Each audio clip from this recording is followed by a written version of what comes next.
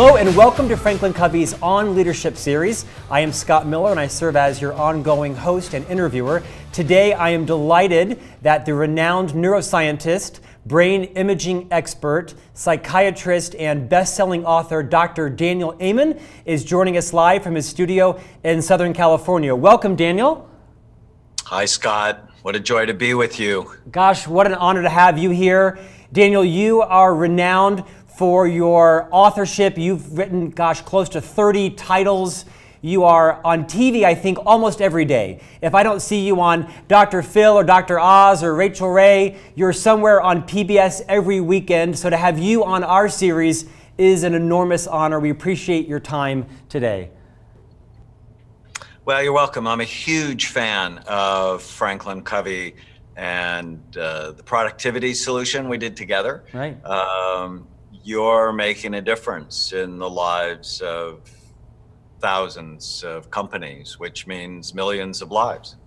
Well, so are you. Daniel, you and I have been friends for nearly a decade. We met, I think it was in Las Vegas of all places, about 10 years ago. And I remember one of the questions I asked you off camera, and I'm sure you remember it also. I was 40 then. I just turned 50, ironically, last week. And 10 years later, I'll tell you, I'm still struggling with some of the same issues, although I think I've improved, maybe measurably, maybe nominally, my own brain health. And one of the first questions I ever asked you, which I'll start with again today, was at 40, I was occasionally struggling with retrieving words. You know, I would call a door a window, or I would call a garbage can a sprinkler. But I mean, from a guy who was fairly well, educated and robustly employed, I'd find myself struggling to kind of call things by their right names. And I remember your response was, "You have a problem." So for those of us who are in our 40s and 50s and shouldn't be yet experiencing those types of sort of word recalls, what immediate advice would you give again to me for some things I should be doing to rectify that? In fact, I was at a 4th of July party recently where a person, I'm going to guess about my age, unprovoked by me, was lamenting about the same exact thing, how she kind of has ongoing baby brain, as she called it, and her youngest is 10. What's some immediate advice you would give us on those types of challenges? Well, I mean, it's a sign that your brain is struggling. And even though it's common, it's not healthy. And so when those things happen to my patients, or even occasionally to me, I know I need to be more serious about taking care of my brain, because your brain's involved in everything you do. And since most people never look at it, that's what we do here at Amen Clinics, we look at people's brains. You need to begin to look for the signs that it's headed for trouble, like forgetting things calling things by the wrong name. Those are things that just tell us that you should be more concerned. So Daniel, I mentioned in our introduction that you are arguably, at least in my judgment, the world's leading authority on brain health. I mean, you are the doctor who has probably looked at and analyzed more brain scans than perhaps any human in history. You are a double board certified psychiatrist, so you're a medical doctor. You've spent the better part of your entire adult life focused on understanding the role that our brain plays in our entire life. Would you take a couple of minutes and just maybe give us a quick high school science refresher on what is the role of the brain, what are the different parts, the parts they play, and what are some things we do, maybe even unconsciously, to damage our own brain health? So it starts with this really simple principle. Your brain is involved in everything you do. How you think, how you feel, how you act, how you get along with other people. When it works right, you work right. And when there's trouble in your brain, you're more likely to have trouble in your life. It's incredibly and wonderfully made or evolved. It has 100 billion nerve cells, more connections than there are stars in the universe. Even though it's only 2% of your body's weight, about 3 pounds, it uses 20 to 30% of the calories you consume, 20% of the blood flow, and 20% of the oxygen that you breathe. So your brain is incredible. It's estimated it has the storage capacity of 6 million years of the Wall Street Journal. And if you take a piece of brain tissue the size of a grain of sand, it has 100,000 neurons and a billion connections all talking to one another. So your brain is incredibly special, but it also is very soft. It's about the consistency of soft butter. Tofu, custard, somewhere between egg whites and Jello, and it's housed in a really hard skull that has multiple sharp bony ridges. This is why children should not be hitting soccer balls with their head. This is why you really shouldn't let your child play tackle football or even ride big horses, because concussions and traumatic brain injury ruins people's lives, and a lot of people don't know that. If you want to think of some interesting parts to the brain, it's the front third, largest in humans and any other animal by far. It's called the prefrontal cortex.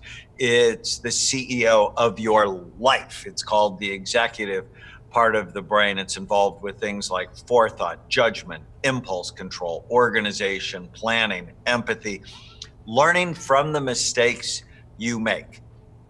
And unfortunately, if you hit soccer balls with your head repeatedly, you damage the C-suite, if you will, and you're just not as effective as you could be. There are huge portions of the brain called the temporal lobes underneath your temples and behind your eyes. They're involved with things like memory, learning, temper control, processing new information. Incredibly important. And unfortunately, they sit behind a sharp bony ridge that makes them easily damaged with things like concussions. So protecting your head just becomes a critical brain health strategy. And then maybe just one more, I call it the Rodney Dangerfield part of the brain. And I have to tell you, Scott, I'm just horrified because some of my young team members have no idea who Rodney Dangerfield is. And that just makes me feel old, right? But the cerebellum in the back bottom part of the brain, even though it's only 10% of the brain's volume, has half the brain's neurons. And it's also involved in processing new information. Think of it like the major processor in the brain. And when it's low, when it's sleepy, it's damaged by alcohol, for example. You don't process information properly, and you have trouble with impulse control and trouble learning new things. Your brain is just so incredible. And so why should we all care about it? Because it's your brain that gets you a date. We have a high school program that's really cool. And it's like, why do you want to care about your brain? It's your brain that gets you into college. It's your brain that gets you your first job. It's your brain that gets you independence because your consistent behavior causes your parents to trust you. It's your brain that does everything. I have this really well-known celebrity I treat who'd gotten herself into all sorts of trouble. And I guess it's about a year and a half now, I published a huge study on 1,000 pot smokers, and we found every area of the brain was lower with marijuana. And so I text her the study and she goes, no way. And I text her back, way. And then she stopped and radically changed her life in a good way. And about 5 months later, I text her back because I'm getting ready to do this big talk in front of 7,000 high school students. And I'm like, are you having more fun with your good habits or the bad ones? And she texted me right back, good, by a billion. And that's what I want people who are listening to this to know, that doing the right thing for your brain is completely about love. It's never about deprivation. It's about doing the right thing so that you can get the most out of that part of you that makes you human. So Daniel, let's talk about some of those things. I mean, it's the truth to say that you've had a massive impact on my life, my wife's life, who you know, and our 3 boys who you've met. I do not let my boys play sports that could, at least easily damage their brain. And some might think that's a little bit extreme or draconian, but after being with you and hearing you talk and reading your books, I'm not doing anything intentionally, at least with my boys, to damage their brains. You've taught me a lot about my food intake and exercise and things I can do for my memory and the role that water plays. Will you take a few minutes and talk about what are some of the things that we do to damage our brains, and what are some things that immediately today, without major lifestyle changes, all of us could do to strengthen our brain health? Maybe kind of the bad list and damage and the good list around health. Well, let's do it around what I wrote about in Memory Rescue. The idea behind Memory Rescue, and really the question you're asking, how do I keep my brain healthy or rescue it if it's headed to the dark place? And the answer that I write about in Memory Rescue is you have to prevent or treat the 11 major risk factors that steal your mind. And it really is all about how do you keep your brain healthy or how do you get it back? And since it's a memory book, I came up with a mnemonic, which is Greek for a memory device, and the mnemonic is called Bright Minds. So if you can remember those 11 words, they'll really trigger you to do the right thing. So the B in Bright Minds is for blood flow. Low blood flow is the #1 brain imaging predictor of Alzheimer's disease. So besides the scan, how would you know? If you have hypertension, if you have any form of heart disease, if you have erectile dysfunction. I know people don't want to talk about it, although there's commercials on it, nonstop on the television. If you have blood flow problems anywhere, it likely means they're everywhere. And so that's a risk factor. And if you don't exercise. And so let's just talk about tiny habits. It's a process I love. We've been working with this group at Stanford on how people change behavior. And, some people change when they have an epiphany. They see their scan, it's terrible. They're like, okay, I have to do better. They change the people they hang out with, or they engage in these small incremental changes. So the tiny habits for increasing blood flow is exercise. And you're like, oh, I can't do that. I don't have time. And I'm guarantee you're not as busy as I am. It's why I wear my Fitbit every day. Because, I'm like, got to get your steps. And so I park farther away from the store if I'm going to go to the store. I'm purposeful about meetings. I actually have a lot of my meetings while I'm walking. I have a huddle every morning. It's about a half an hour. I always do it, or virtually always do it while I'm walking or I'm working out. So steps, so important. There's a supplement I like to increase blood flow. It's called ginkgo biloba. People have heard about that. It increases blood flow to the brain. Certain simple foods like beets or cayenne pepper or the spice rosemary can increase blood flow. So that's the process. So know the risk factor, low blood flow, and then have some simple things to do about it. R is retirement and aging. When you stop learning, your brain starts dying. And so the simple intervention is new learning. Spend 15 minutes a day doing something you don't know how to do. So it's not, for me, it's not reading more brain scans. It's, it's learning a language or playing the piano or picking up a new game that obviously won't damage my brain. I is inflammation. And scientists know this is a major cause of heart disease, cancer, depression, and dementia. And so how do you know if you have inflammation? There's a blood test. It's like super simple. It's called C-reactive protein. High levels go with high inflammation in your body, which damages everything. The super simple tiny habit, 1,000 milligrams of fish oil every day. And if you're a vegetarian, they make omega-3 fatty acids from algae. I talk about the science behind this in Memory Rescue. The G is genetics. And you just ask yourself, what do you have in your family?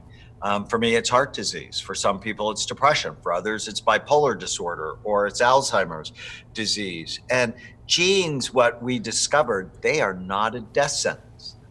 Just because you have the genes for Alzheimer's doesn't at all mean you're going to get it, but it should be a wake-up call. If I have this vulnerability for heart disease and obesity in my family, now I don't have heart disease and I'm not obese. Why? Because I know I have a risk. So I'm super serious to decrease the risk. H is head trauma. You and we were already talking about it. I'm so grateful to you that you're protecting your boys' brains because you love them. And a head injury can just devastate their lives. I can't tell you the number of high school, college, professional football players I've treated who've been suicidal or who had rage attacks. It's, we have to be more thoughtful, protect the head. That's the tiny habit. The T is about toxins. And I'm just horrified with our society, right? Many people think alcohol is a health food. No, it's a toxin. It increases the risk of 7 different kinds of cancer. Anything that does that, I'm not a fan of it. Marijuana, 26 states have legalized it. People think, oh, it's innocuous, it's good medicine. I'm like, it decreases blood flow to the brain. It's not your friend. Now, should they be able to give it to people who have seizures? You bet. Somebody's dying at the end of their life? You bet. But let's not say it's good for us, because it's not. And then even environmental toxins, like the products you put on your body, things filled with parabens or phthalates, things known as hormone disruptors. So very careful about toxins. M is mental health. Did you know depression doubles the risk of Alzheimer's in women and quadruples it in men? So if you have a mental health issue, critically important to treat it. But we treat it in this Bright Minds way. Quickly, I'll just do the last ones. I is immunity and infections. Optimize your vitamin D level, strengthens your immunity. N is neurohormone deficiencies. You have to test your hormones and optimize them. The simple little tiny habit for testosterone makes you virile, strong, good mood, good memory. Is kill the sugar, because people who get a sugar burst drops your testosterone levels by 25% or more.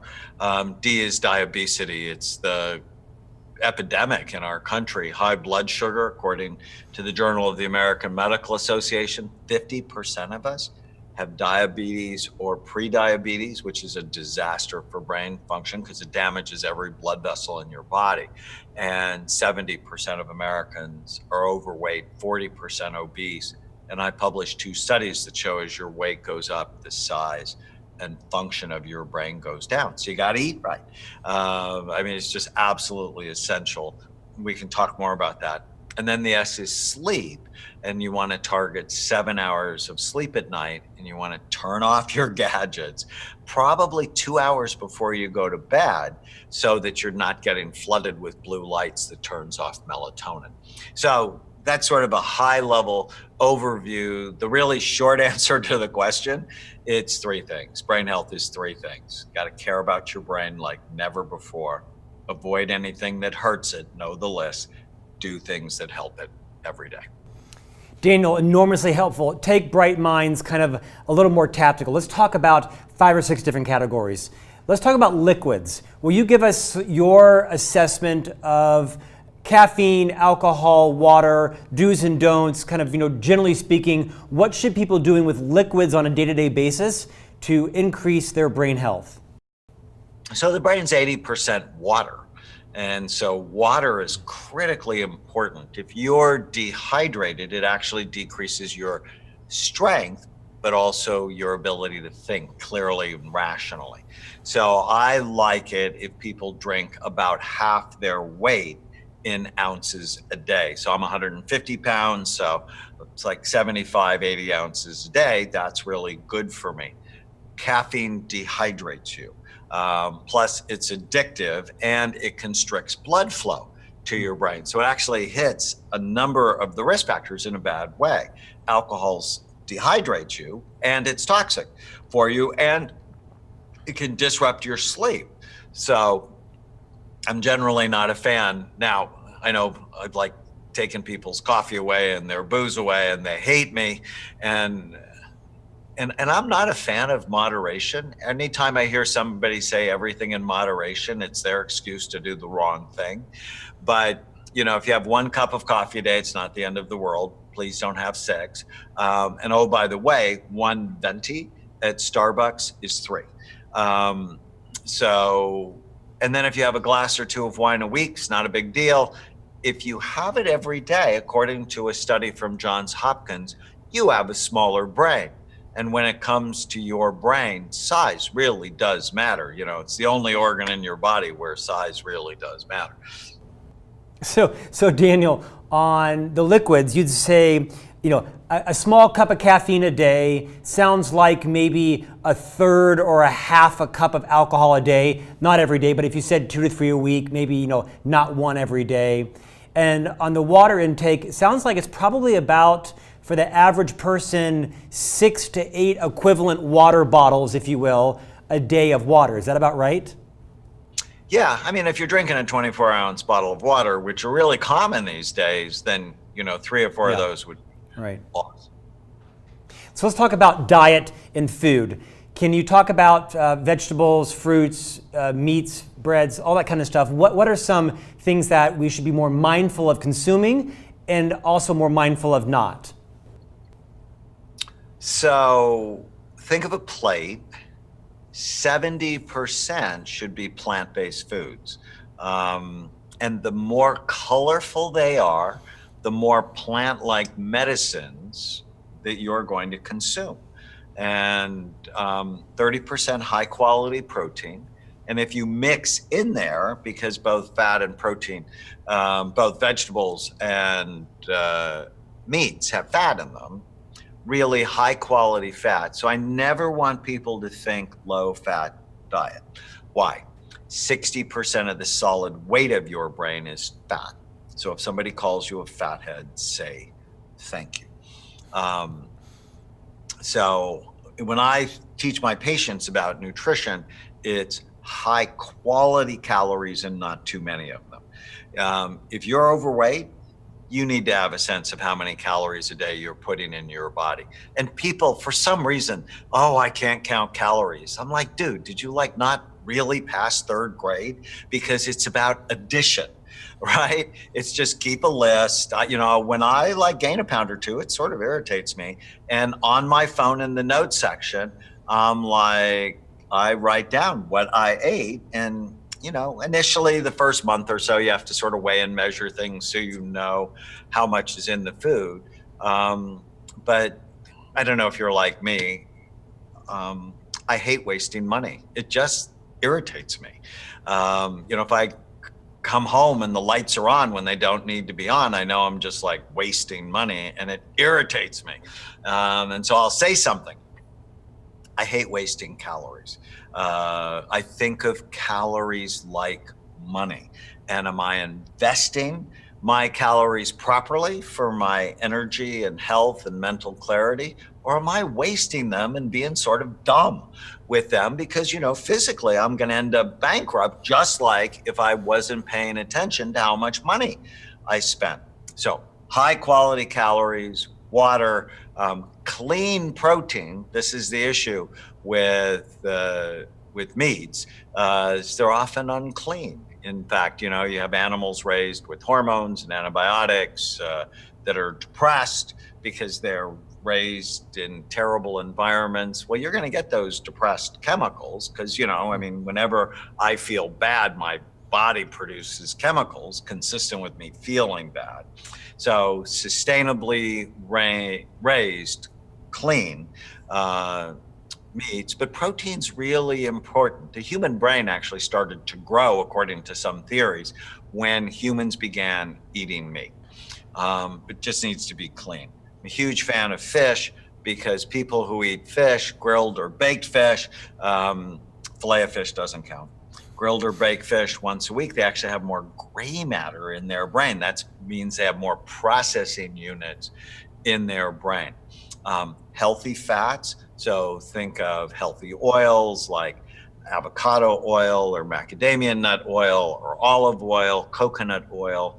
avocados themselves, green leafy vegetables, and then healthy meats and fish like we talked about. Smart carbs. This is really important. If you don't remember anything else, remember this. The weapons of mass destruction in our society are highly processed, pesticide sprayed, high glycemic, so those are foods that quickly raise your blood sugar, those are carbs, high glycemic, low fiber, food-like substances stored in plastic containers. So those are the weapons of mass destruction. ISIS has not one thing on our food industry. We need to just really get serious. And so the carbs I like are low glycemic. So these are carbs that do not raise your blood sugar, that are also high in fiber. So think of vegetables. Think of some low glycemic fruits like blueberries or cherries or apples and oranges. High glycemic fruits, things like pineapple and watermelon, dates. You want to limit those for sure. And I'm just not a fan of bread, pasta, potatoes, rice, and sugar. Why? Let me be really clear about this. Because they're high glycemic, they quickly raise your blood sugar. And I had a father-in-law who died from diabetes. Diabetes is a freaking disaster for every organ in your body.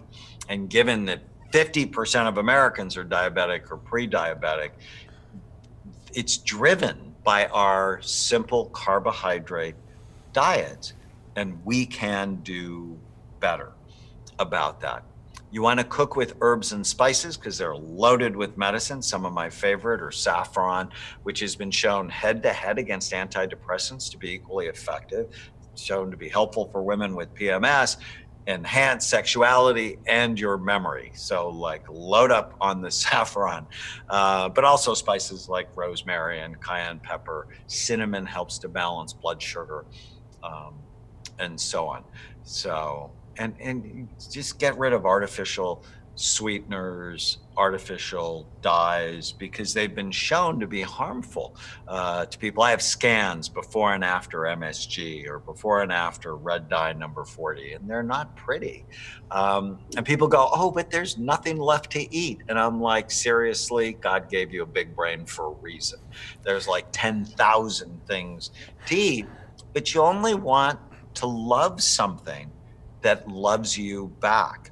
You know, Scott, you and I talked about the Daniel Plan, this big project I did at Saddleback Church, one of the largest churches in the world. And one of the pastor's wives told me that she told her husband the night before she'd rather get Alzheimer's disease than give up sugar.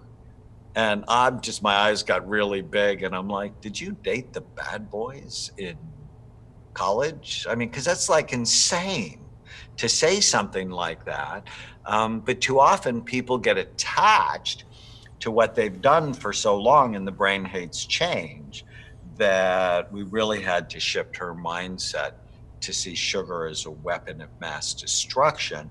It's addictive. It increases erratic brain cell firing. It's really not great for you. Yet people are in love with it. It's sort of like being in love with an abusive girlfriend or boyfriend. I'm going to need a psychiatrist because of my psychiatrist. Did you say extra potatoes and extra pasta, or none? We have to fix that brain of yours. Dana, we talked about liquids and diet and such. Talk a bit about exercise and sleep. I really am always interested in your take on high-performing executives that kind of take pride in getting as little sleep as possible. In fact, you're actually a really big advocate of scheduling your sleep and creating a sleep environment. Talk a little bit about some tips around exercise and sleep, and then we'll move to some of the topics that are interesting to people around Alzheimer's and dementia. There's actually an interesting book called Power Sleep, and he recommends that you not hire people who get less than 7 hours of sleep at night, because the research shows is they make more mistakes. And I know I used to think I was special because I could get by on 4 hours of sleep at night, and then I realized after reading the research, I really wasn't special. I was just dumb. And so I really try to focus on averaging 7 hours a week, and which means, I get in bed by 10, and I try not to get up until 5 or 6 in the morning. I really have come to understand the research. What happens when you sleep is that your brain cleans or washes itself. So it basically is cleaning up the trash. And if you don't give it enough time, trash builds up, and then it sort of gets gunky in there. And that's not what you want. And, a lot of people know when they've not had a good night's sleep, they're just more likely to make a bad decision, say something harmful to their coworkers or their spouse, eat something they really shouldn't have eaten. You're just more likely to make a bad decision. And, whenever I teach people on how to make good decisions, getting 7 hours of sleep is the first thing that I want them to do. So what are the things that interfere with sleep? Caffeine, alcohol, gadgets, the blue lights from your gadgets, computers and phones and things like that. You can put blue light blockers on them, actually fairly easily. And then make sure the rooms are cooler. That promotes sleep. They're quieter, promotes sleep. And we actually make some hypnosis audios on our online program, Brain Fit Life, that really helps to promote sleep. So it's really caring about it, avoiding anything that hurts it, and doing things that promote it. People who have sleep apnea is very common among business executives. They snore, they stop breathing at night, they're tired during the day. On their scans, it looks like they have early Alzheimer's disease. I mean, it's like super serious. And the doctor will give them a CPAP machine and they'll wear it for 2 or 3 nights, can't get used to it, and then they'll forget about it. But if you have untreated sleep apnea, it's murdering brain cells every night. I mean, I know that's like a terrible image, but that's exactly what's happening. It puts the brain into an oxygen debt state.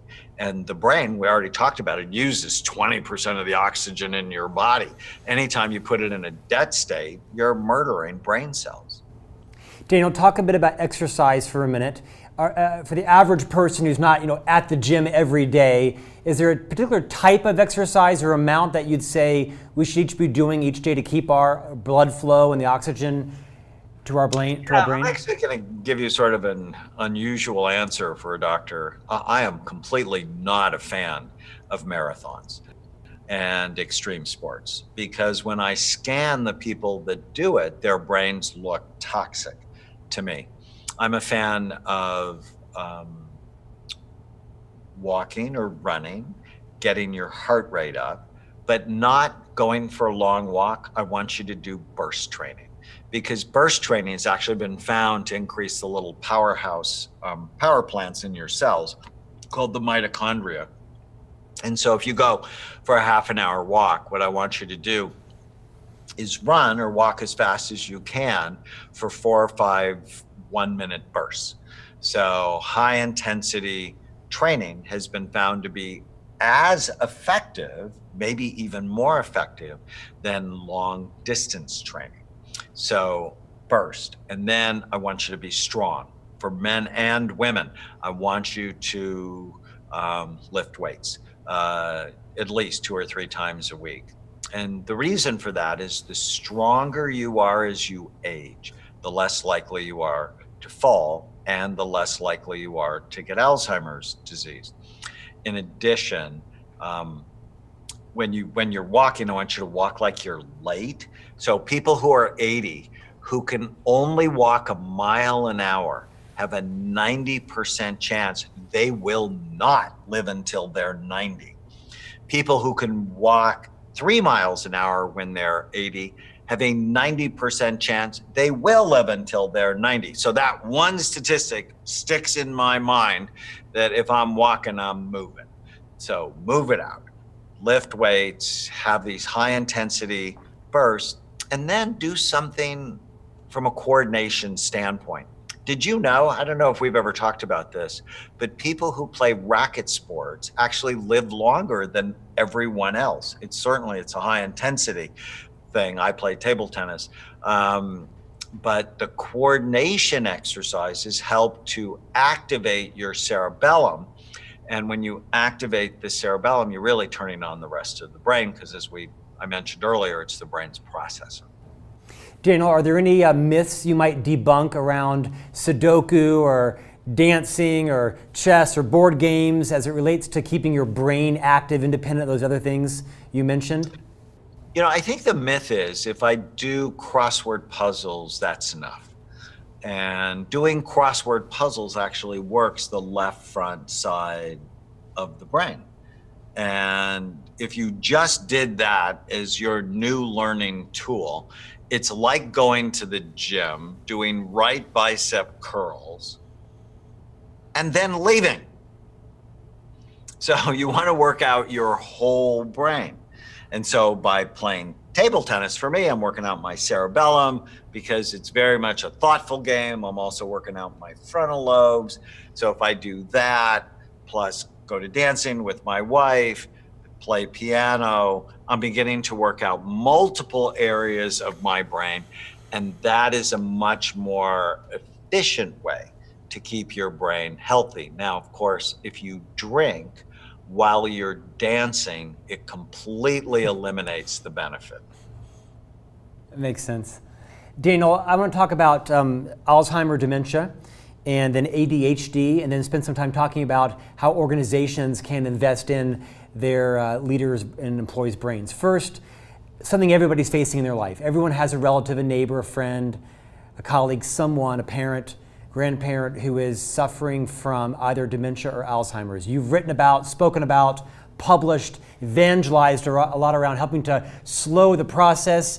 Is it true that it can be prevented or is preventable? Are there some signs at particular ages that we're headed towards the path?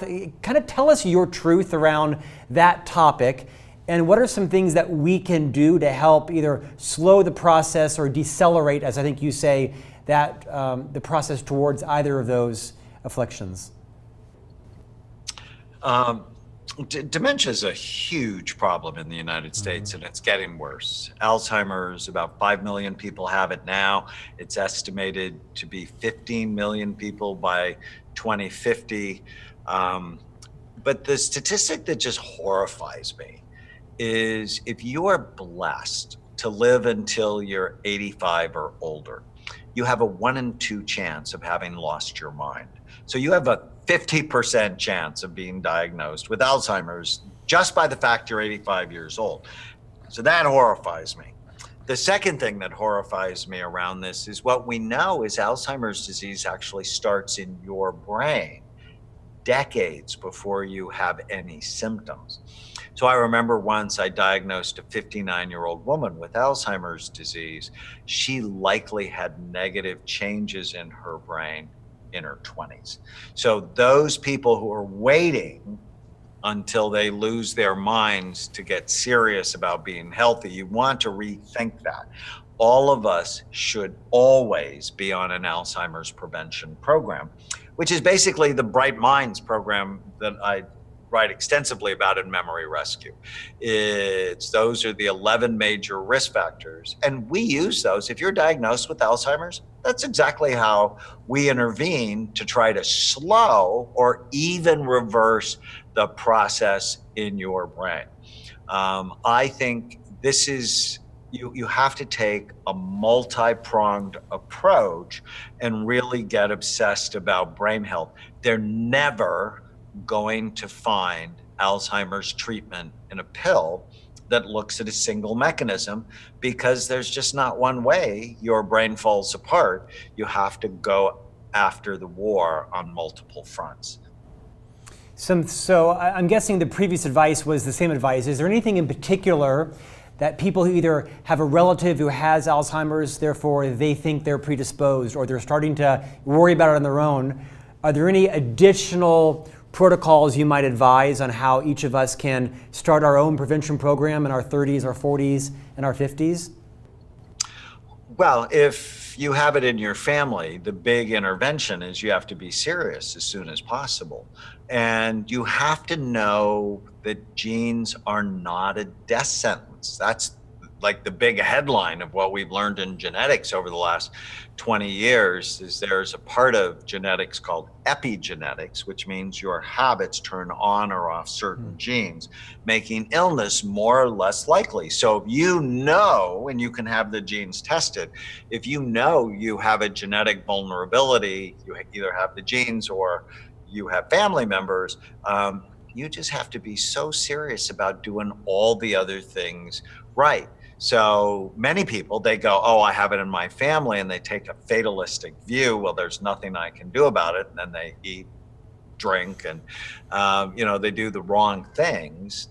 And in my mind, I'm like, no, you have to become what my wife, Tana, and I call a brain warrior. You need to be armed, prepared, and aware to win the fight of your life. And Tana and I wrote a book called The Brain Warrior's Way because, I just see our society is promoting Alzheimer's disease. It's not helping us defend against it. Daniel, in the last few minutes we have together, I want to talk about ADD, ADHD. You've written extensively of best-selling books to talk about that affliction that so many parents have with their children. Are there any myths or truth you'd like to share with the many, thousands of parents who will watch this program in the coming weeks and months? What are some things people can do if they're concerned about that with their children? I know you are a very measured physician as a psychiatrist. One thing I evangelize about you with my friends is why I like referring so many people to your clinics, which I have. I've referred 30 or 40 people across the nation to one of your 8 or so clinics around the nation. Because I think you have a really good sense of where Western medicine, and therapy and exercise and diet, and what roles that, injury might play in ADD in life. Give a few minutes, if you will, on what you know to be true and perhaps not true around people that maybe even that are adults that are still struggling with that diagnosis or even being undiagnosed. What can you tell us that would be valuable for us on that topic? Well, there are lots of myths and misconceptions about ADD. People call it a fad. It's not real. It's made up by the drug companies. All of that is complete nonsense. It's been described in the medical literature for 115 years. It is real, and when it's left untreated, it devastates people's lives. A third of ADD kids never finish high school. There's a higher incidence of divorce, incarceration, addiction, job failure, financial failure. And from a business standpoint, many people have ADD become CEOs of companies, their own companies, because they're not really great at working for other people. They can be incredibly bright. ADD actually has nothing to do with intelligence. They're really bright people with ADD and really people who struggle who have ADD. Unfortunately, most kids and adults are put on stimulant medication in a 7-minute office visit by doctors who don't have the time or specialized training to at least try more natural solutions. So if you came to see me, the first thing I want to do is get your diet right, if you'll do it. Not everybody will do it. I want to test you because sometimes thyroid can be low and that makes you look like you have ADD, or iron levels in your body are low and that makes you look like you have ADD. Certain kind of diet has been shown to be as effective as medicine. So why don't we try that first? If I can get people to cooperate, exercise shows to be really helpful. And sometimes even when you do the best in natural treatments, it's not nearly as effective as the medication. And so, you never withhold medicine from somebody who had diabetes or cancer. And unfortunately, in our society, we see mental health issues as sort of like your fault or not real, or snap out of it. And one of the big things our brain imaging work has taught us is, these things are real medical disorders, just as if you had a problem with your kidneys or your liver or your heart. And we need to be thoughtful. But just like if you had diabetes, I'm trying to get your diet right, and I'm trying to get you to exercise and decrease your stress because your blood sugar will be better if you do the lifestyle thing. So I think the same thing is true for the brain. Daniel, I've known you for a decade, and you're one of the most productive people I know. And honestly, you're a gift to our nation, our world, in terms of the decades you've spent researching the science of brains, how it helps and hurts families and individuals. Recently, you've spent more time kind of focused on organizations and the role that they can play in the brain health of their people. In fact, Franklin Covey so appreciates and admires your research around it. We actually included, as you mentioned earlier, one of the modules in our 5 choices to extraordinary productivity solution. One of them is on brain health, featuring you. But I'm also thinking that most CEOs don't wake up in the morning and say, if I could just improve the brain health of my people, we'd, meet our profit targets, or we'd, create more market share. What are you finding as you coach CEOs, many of who are patients, some who are clients? What are you finding in terms of where organizations are moving in their interest and investment in the brain health of their employees?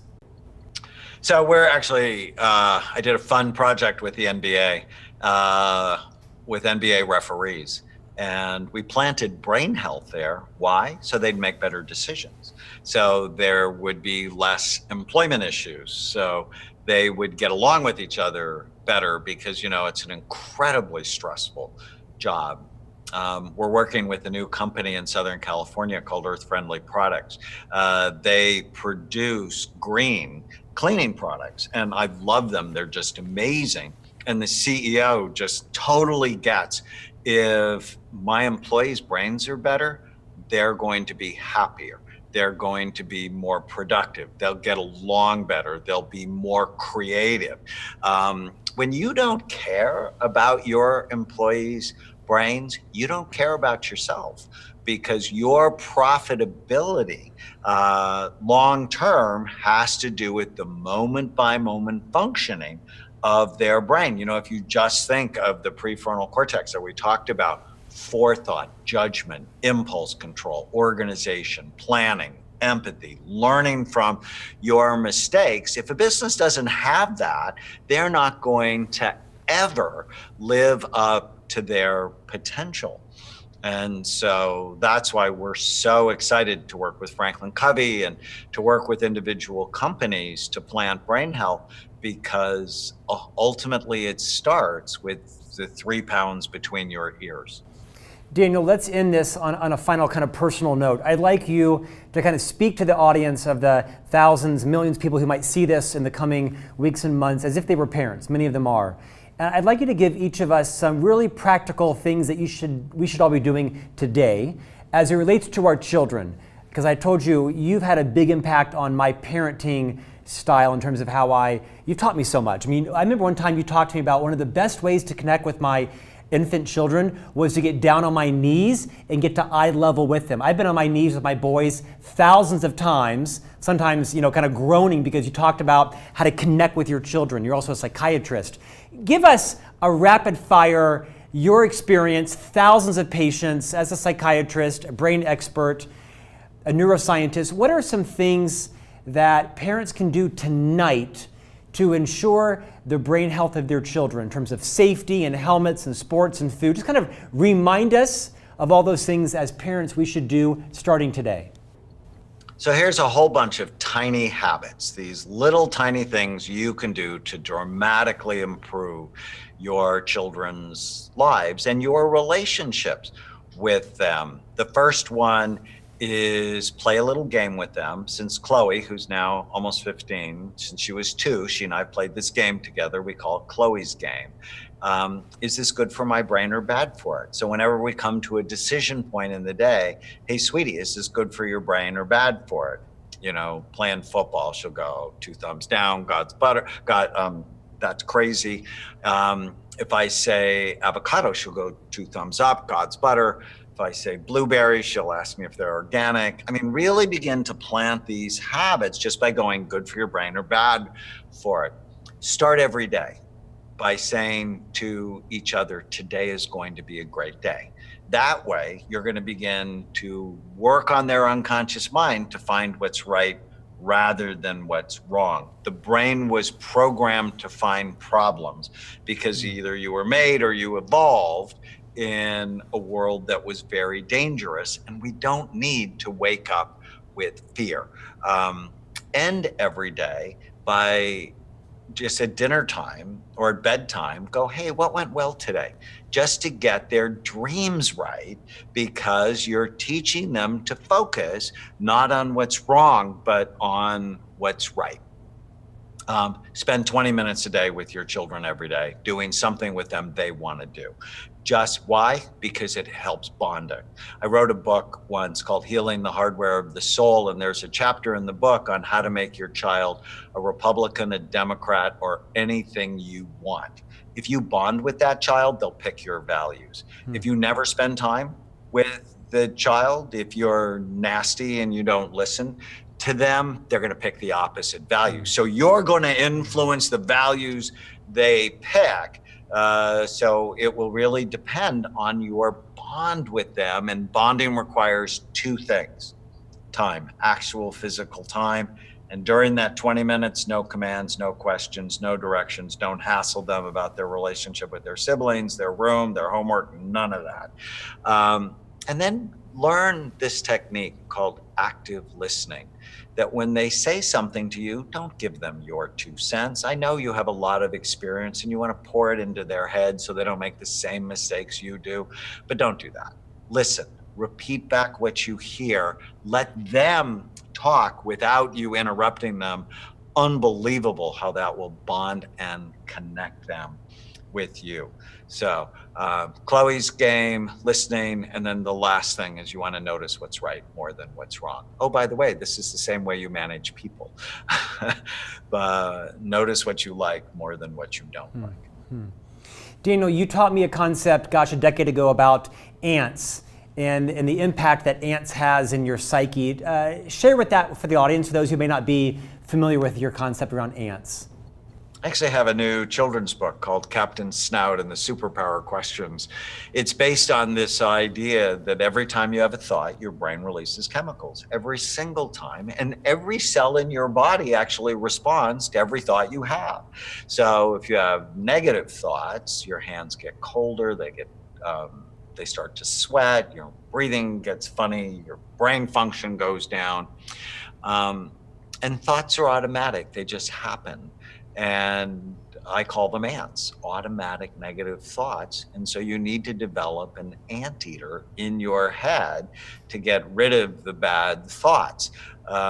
It's so powerful. And here's the little tiny habit. Whenever you feel mad or sad or nervous, write down what you're thinking and ask yourself if it's true. And you totally can do this with kids. I mean, we found 4-year-olds you can do this with, just so they begin to question the thoughts that randomly appear in their head to go, are you helping me or are you hurting me? Daniel, finish us up. Talk about your clinics. I believe you have 8 locations across the U.S. Why did you found them? What role do they play? And if someone is interested in coming to the clinic, what's the process for them to kind of get started? Again, like I said, every couple of weeks I'll have someone text me and say, tell me about Dr. Amen's clinics. Might they help my husband or my dad or my brother or my kid? Talk a little bit about the reason and the function of your clinics around the nation.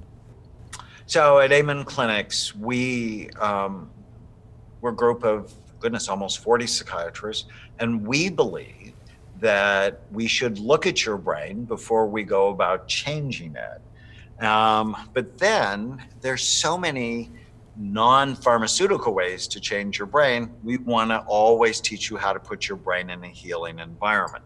We treat little kids who have autism and ADHD, learning problems, behavior problems, and we treat old people who have dementia and virtually everybody in between.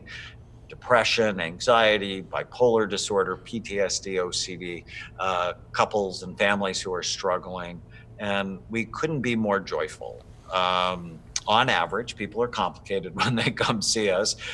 We studied them. They have 4 different diagnoses. They failed 3 people and 5 medications.